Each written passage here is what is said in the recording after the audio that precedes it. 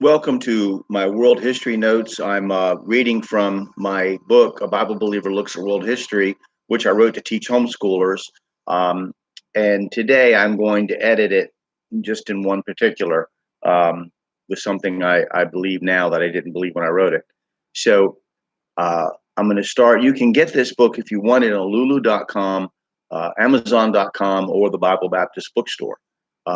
And so we're going to discuss briefly a couple of things here from it today. Let me get started.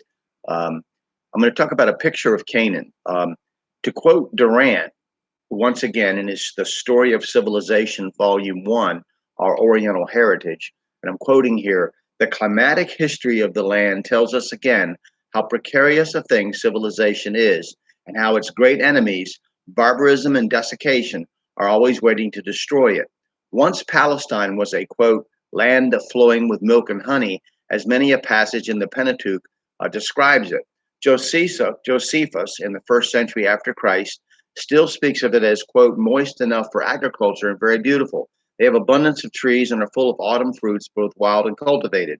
They are not naturally watered by many rivers, but derive their chief moisture from rain, of which they have no want, unquote. Now, try to reconcile that picture of Palestine with the one you see on your television screens today, your computer screens today.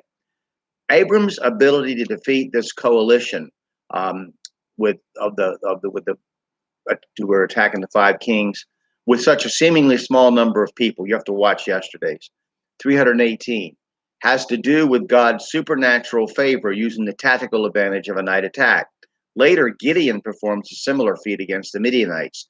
The true identity of the king to whom Abram offers his tithe is not a subject of this history study, but has more to do with doctrinal applications of the Bible.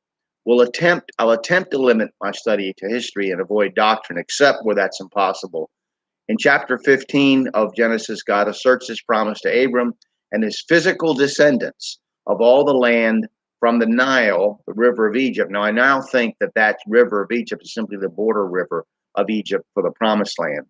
Some people say it's the Nile, to the Euphrates, and dominion over the land that the descendants of Ham now currently occupy. Now, Ishmael. Now, in chapter 16, we have the birth of Ishmael, the offspring of Abram, a descendant of Shem, and Hagar, the Egyptian, a descendant of Ham. We also have a prophecy of the way Ishmael's descendants will interact with other peoples. This was not, by the way, the child he was promised, as the Bible makes clear. The Arab peoples look upon Ishmael as their common ancestor, although many other people point out that Ishmael is only the father of the Ishmaelites. The term Arab is first found in Assyrian annals of the 9th to 7th century BC, and the word probably means nomad, according to the dictionary of the ancient Near East.